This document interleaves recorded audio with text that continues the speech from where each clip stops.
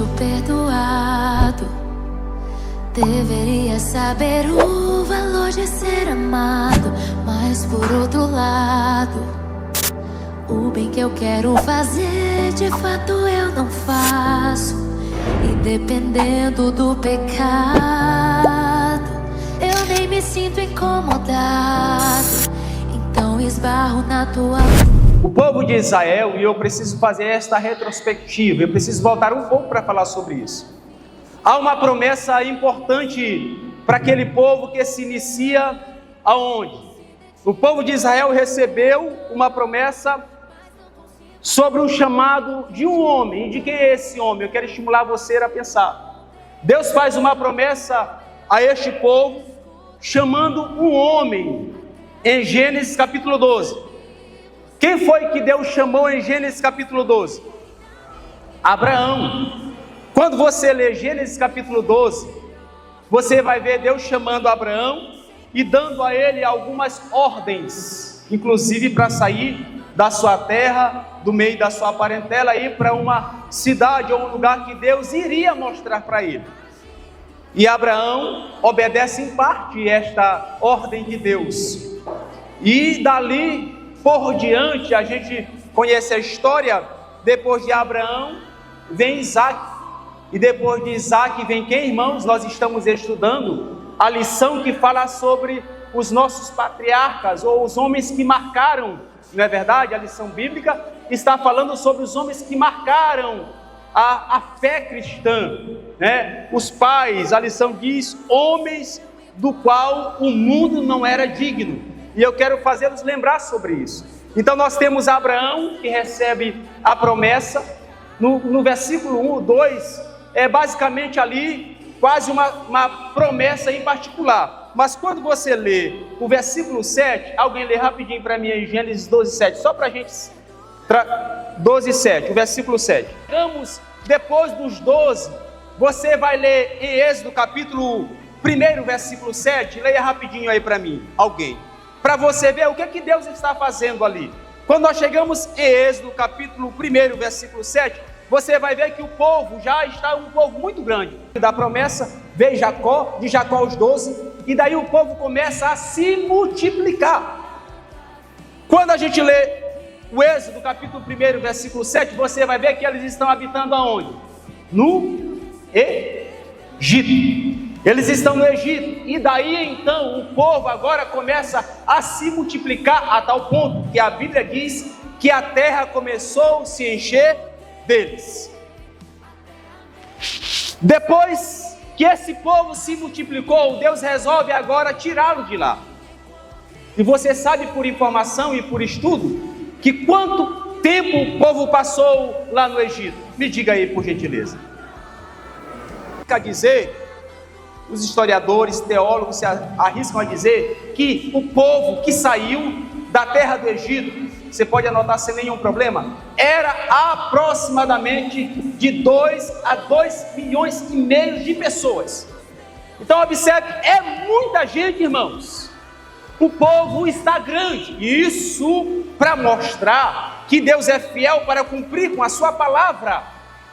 A semente de Abraão está grande, sim ou não? Grande. O povo se multiplicou, e depois que o povo passou 430 anos no Egito, o povo saiu com o braço forte para mostrar também que Deus estava, a partir dali, começando a cumprir a sua promessa àquele povo. Louvado seja o nome do Senhor. Então você vê aí todo o cuidado de Deus. Quando o povo sai, Deus dá, depois que o povo sai do Egito, Deus dá lei. Sim ou não? Levítico está aí. Deus dá tabernáculo. Como adorar, ensina como adorar. Deus dá alimento, Deus dá lei, Deus dá proteção, Deus dá cuidado para aquele povo, sim ou não? Não tem nenhum outro povo que recebera tanto de Deus quanto o povo de Israel. Quando ele estava no deserto, Deus guardou o povo, abençoou o povo. Quando queriam comer carne, Deus mandou carne, sim ou não? Comeu carne que saiu pelas narinas para mostrar que Deus é aquele que faz e que realiza e que opera além daquilo mais que nós podemos imaginar ou pensar. Pois bem, feito esta recapitulação, feito esta retrospectiva, nós chegamos em Números capítulo 14, ou mais precisamente no capítulo 13. Abra sua Bíblia, ou você que está com a Bíblia aberta, você vai voltar no capítulo 13. Quando a gente chega no capítulo 13, a gente entende que o povo está muito próximo da terra. Por que eu sei disso? Porque o texto diz, a partir do versículo 1 do capítulo 13, que Deus vai falar com Moisés. E a partir dali, Deus vai enviar homens. Para quê, irmão? Para você não dormir. Para quê? Mas diga mais alto. Quantos homens forem enviados? Tudo isso é importante, irmão. Olha para cá, irmão, olha para cá. Quem foi que mandou os homens espiar a terra? Quem foi? O Senhor a Moisés. O que Deus disse?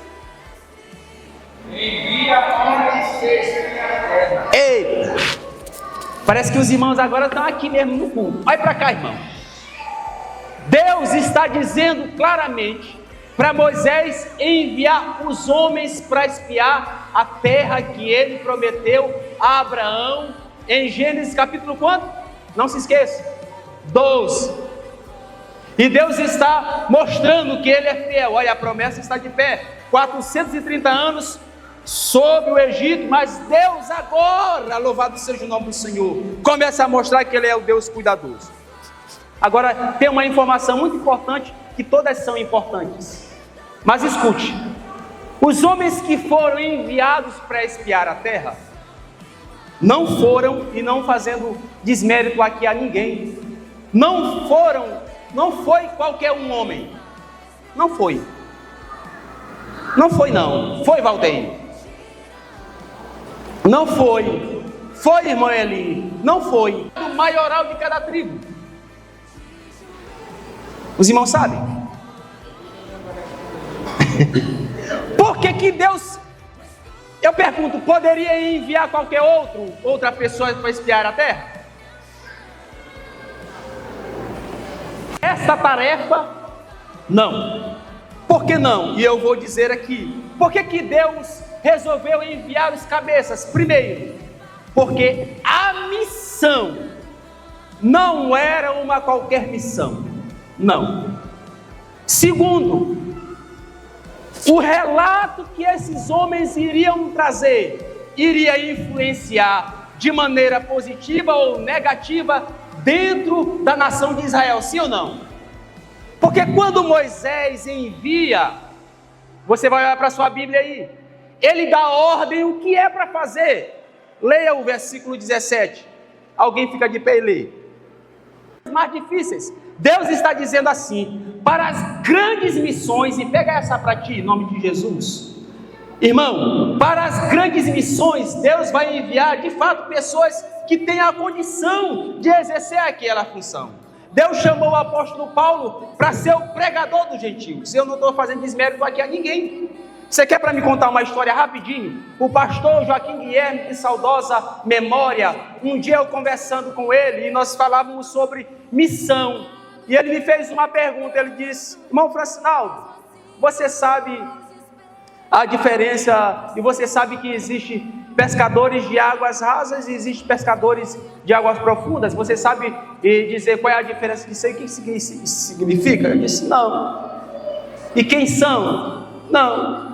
Ele disse: os pescadores de águas rasas são aqui, de repente, nós que estamos aqui nas congregações, trabalhando aqui, por aqui na nossa cidade. E os pescadores das águas profundas são os missionários que estão além fronteiras, correndo mais risco, sim ou não? Eles estão mergulhando e trabalhando nas águas profundas. Mas escute, a possibilidade de você pegar os peixes maiores e os mais bonitos são aonde? Nas águas profundas. Deus tem ministérios e posições para esse tipo de pessoa. Tem gente que pesca na água rasa, sim ou não, Valdeir? E não está desmerecendo o trabalho dele, mas também tem pessoas que pescam nas águas profundas. que vão lidar com um povo difícil, que você não tem coragem, mas tem gente que diz assim: eu vou, me manda que eu vou, sim ou não? Então olhe para cá, eu estou dizendo isso porque Deus enviou os 12, porque aqueles homens eram de confiança. Agora outra pergunta, já é 8h20, por que são 12 enviados?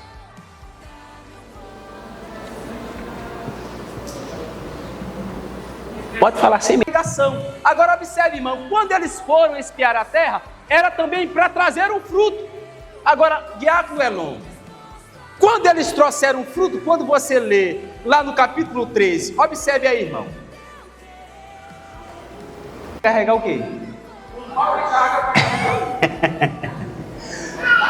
Irmão, a terra, olha, quando você lê, porque não vai dar, você lê nas instruções de Moisés, era para trazer o fruto, que era a prova que eles foram lá. Os irmãos estão entendendo, sim ou não? Você está aqui? Então observe, tudo isso era resultado que de fato eles foram lá, é para ir lá, mas eu quero uma prova disso.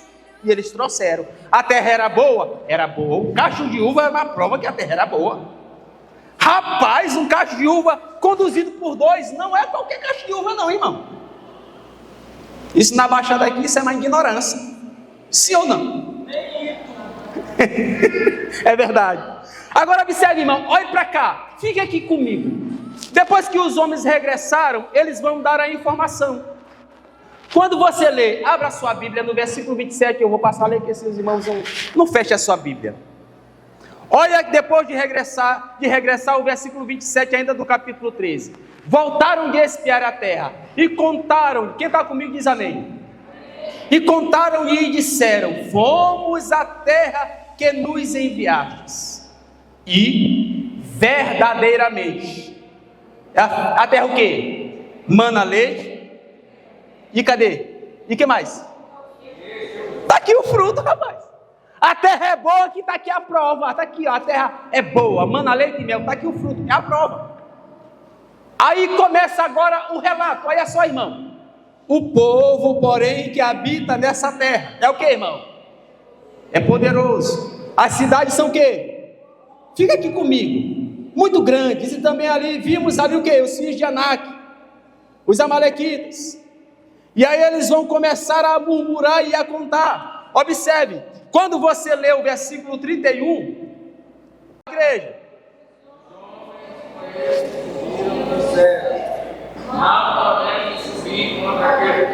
Eita. 32, vai lá.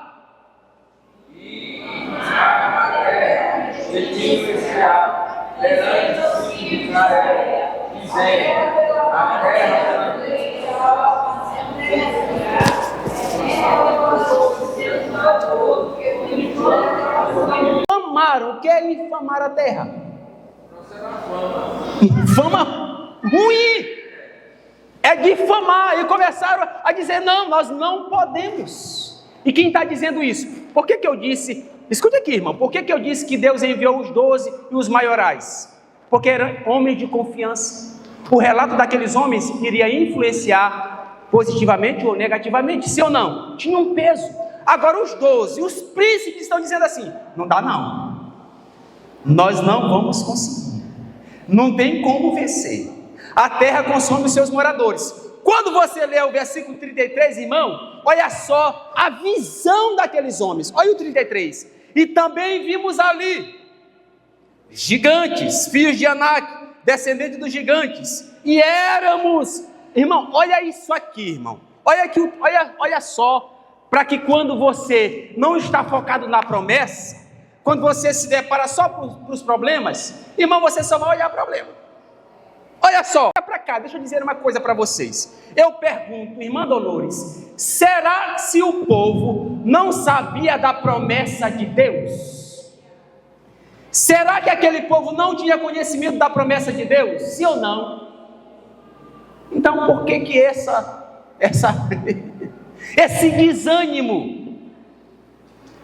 Por que bateu esse desânimo no povo? Enquanto 10 estão dizendo não dá, nós não vamos conseguir, aí tu vai para o versículo 30, olha o versículo 30, que coisa linda, leia isso, mas bem alto, com aquela voz que tu canta bem bonito, dizendo não dá, nós não vamos conseguir, não tem como vencer, eles são grandes mesmo, nós somos gafanhoto, mas tem 2 crentes no meio desse povo, tem 2 crentes dizendo, não irmão, eu lembro do que meu Deus falou.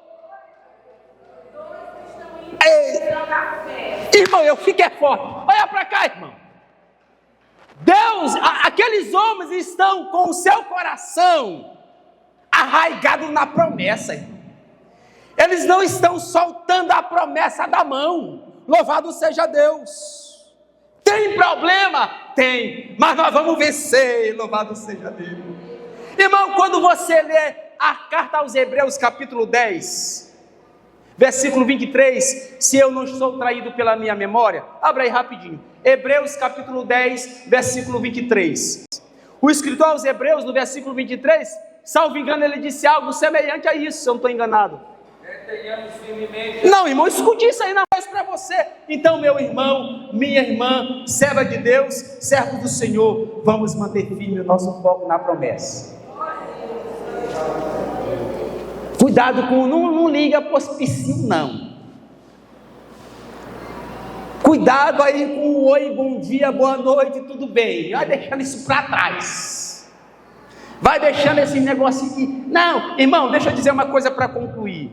Às vezes tem as pessoas que querem dizer, rapaz, eu queria te dizer um negócio, é um babado até santo. Quando alguém chega para dizer, rapaz, eu queria te contar porque fulano estava falando mal de ti, eu digo, não quer nem saber. Deixa ele ir para lá. Porque quando você dá ouvido para essas coisas, você vai alimentar, querendo ou não. Então quando alguém diz, rapaz, quer dizer uma coisa que fulano está falando mal de ti, não escute não. Entrega logo quem vê contar, e quem está falando tudo na mão de Deus, para Deus cuidar de tudo. Porque quem veio contar também não está com boa intenção. Então escute, mantenha-se fiel na presença do Senhor. Mantenha-se firme na presença do Senhor. Quantos estão dizendo que não vai dar certo? Lembre-se, quem fez a promessa é o quê? É fiel. Ele não falha, ele não muda, e nele não há nem sombra de variação. Ele cumpre com a sua promessa e com a sua palavra. Fique com esta palavra, guarde essa palavra no seu coração e mantenha-se firme no caminho do Senhor, que o melhor Deus tem para cada um de nós, em nome de Jesus. Muito obrigado. É para nós permanecermos firmes na promessa. Qual é o tema? Não perdendo o foco da promessa. Olhe para cá, uma coisa interessante, 12 foram enviados, 10 estão dizendo não dá, não vai ser possível. Isto é uma prova que nem sempre a maioria está correta, nem sempre a maioria tem razão. E quem foi enviado foi cabeça de tribo, foi maioral, foi homem de confiança. Escute aqui, irmão, nem todo mundo que está no meio está focado na mesma promessa do que você. Tem gente, irmão, que só vem com um monte de projeto, com um monte de plano, irmão, vamos fazer isso. Aí tem uns que jogam água no plano dos outros. Rapaz, isso não vai dar certo. Rapaz, tu para com isso não dá. Irmão, deixa eu dizer uma coisa para você aqui nesta noite. E se você quiser pegar a sua parte, pegue. O Deus que fez a promessa, ele é o quê? Ele é fiel para cumprir. Ele não falha com a sua palavra. 10 está dizendo, chefe, cabeça de tribo, irmã, era homem de confiança, mas quando Deus enviou aqueles homens também, foi para mostrar que eles também não estão debaixo da mesma visão do que os demais. Este povo, por várias vezes, irmãos, quis voltar, sim ou não? Várias vezes nós vamos voltar para o Egito. Eita, irmão, deixa eu dizer uma coisa para você e para nós, para mim. Nós estamos vivendo em uma geração que está muito difícil, irmão. Tem gente que não aguenta ouvir, imagina uma palavra, eu não vou dizer nenhuma palavra de repreensão, mas uma palavra que venha despertar e falar da realidade do pecado, de que o diabo e o pecado pode nos afastar de Deus, e pode nos tirar da presença do Senhor. E quando a gente diz, irmão, você tem que ser fiel, você tem que ser fiel, você tem que ser fiel. Ah não, aí não dá para mim não dá para mim, eu vou sair. Irmão, escute, permaneça fiel, fique seguro na palavra, não te desvie nem para a direita. O Salmo, salvo engano, 91, versículo 7, 1000 cairão ao teu lado, mas tu não serás. A promessa estava de pé. E aqueles homens estão confiando. Já estou chegando para a parte final, porque eu tenho um tempo aqui. Às vezes a gente passa, mas não é proposital não. Escute. Quando você vê, agora é para cá, irmão. Observe. O povo está reunido. 40 dias de espera para receber a informação. E a informação que vem é boa ou é ruim? Da maioria é péssima, sim ou não? A informação que vem, a informação não é boa, porque a informação que é dada por 10 líderes, chefes, cabeça de tribo, é dizendo assim, ó, não vai dar, vamos voltar, nós não vamos prosseguir, nós não vamos, é hora de recuar, esse negócio, não, ficou só, não tem como conseguir. Mas, escute, quando você abre a sua Bíblia, no capítulo 14, abra a sua Bíblia agora aí,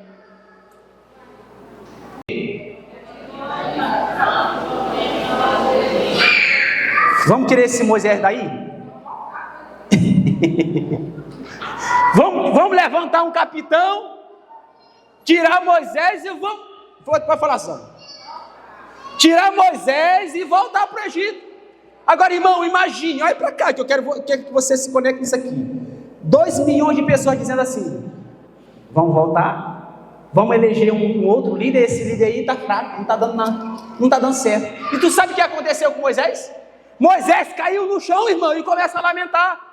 Aonde está? No versículo 5. Então Moisés, olhe para a sua Bíblia aí. Então Moisés e Arão fizeram o que, irmão? Fez Abraão, até ele agora estava sufocado por aquele povo dizendo: vamos tirar esse homem daí, não dá certo não. Por quê? Porque os que foram enviados não estavam dentro da visão de Deus. E ali foi para Deus mostrar que aqueles homens não estavam dentro daquilo que ele havia planejado. Deus mostrou, revelou através da atitude. Irmão, mas tem crente no meio daquele povo. Era para dar um glória a Deus agora. Tem crente no meio daquele povo. O versículo 6 diz o quê? E Josué, filho de Nun, e Caleb, filho de Jefoné, dos que espiaram a terra, fizeram o quê? Rasgaram as suas vestes. E que mais? Dizendo o quê? A terra pelo meio da qual passamos a espiar, é o quê? É terra boa, louvado seja Deus.